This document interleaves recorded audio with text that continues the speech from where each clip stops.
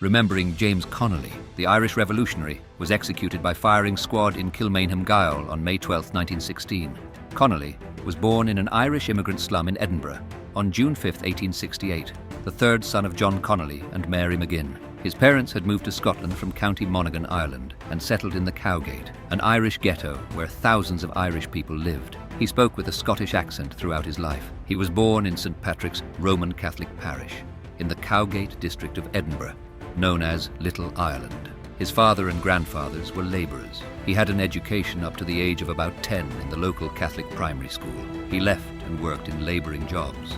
Owing to the economic difficulties he was having, like his eldest brother John, he joined the British Army. He enlisted at age 14, falsifying his age and giving his name as Reed, as his brother John had done. He served in Ireland with the 2nd Battalion of the Royal Scots Regiment for nearly 7 years, during a turbulent period in rural areas known as the Land War. He would later become involved in the land issue. When he heard that his regiment was being transferred to India, he deserted.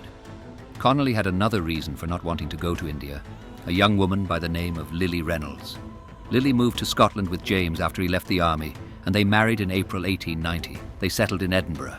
There, Connolly began to get involved in the Scottish Socialist Federation, but with a young family to support, he needed a way to provide for them. He briefly established a cobbler's shop in 1895, but this failed after a few months as his shoe-mending skills were insufficient. He was strongly active with the socialist movement at the time and prioritized this over his own work. By 1892, he was involved in the Scottish Socialist Federation, acting as its secretary from 1895. 2 months after the birth of his third daughter, word came to Connolly that the Dublin Socialist Club was looking for a full-time secretary, a job that offered a salary of £1 a week. Connolly and his family moved to Dublin, where he took up the position. At his instigation, the club quickly evolved into the Irish Socialist Republican Party, ISRP.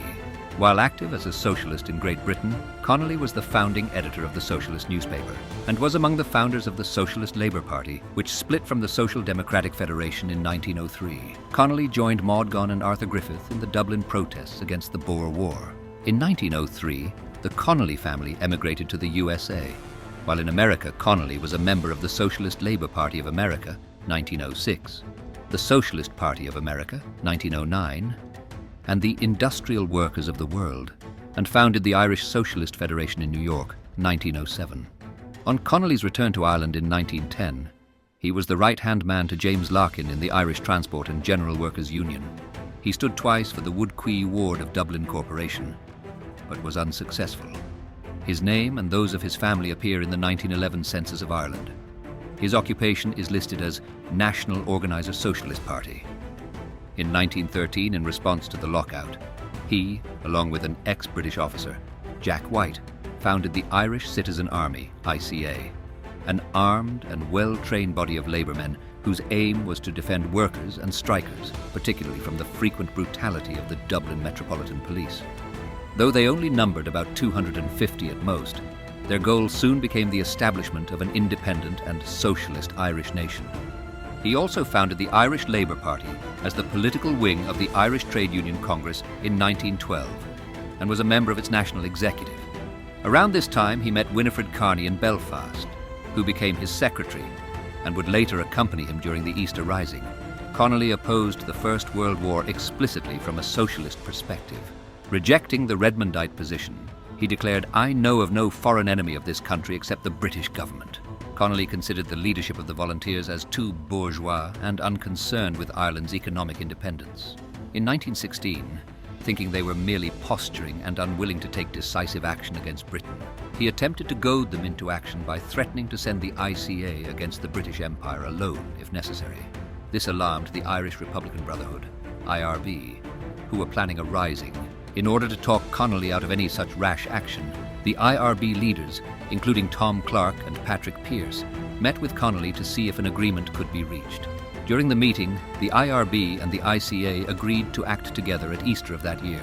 During the Easter Rising, beginning on the 24th of April 1916, Connolly was commandant of the Dublin Brigade. As the Dublin Brigade had the most substantial role in the Rising, he was de facto commander-in-chief. Connolly's leadership in the Easter Rising was considered formidable. Michael Collins said of Connolly that he would have followed him through hell.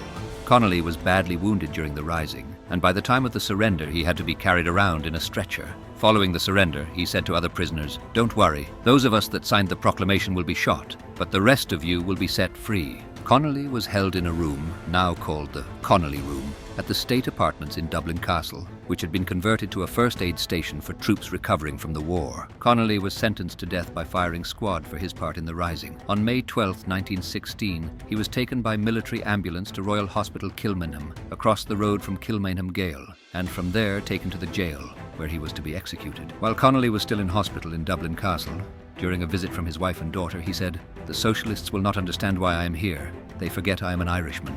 On the morning of May 12, 1916, he was carried to the prison courtyard on a stretcher. His absolution and last rites were administered by a Capuchin, Father Aloysius Travers. Asked to pray for the soldiers about to shoot him, he said, "I will say a prayer for all men who do their duty according to their lights." Instead of being marched to the same spot where the others had been executed, at the far end of the execution yard, he was tied to a chair and then shot.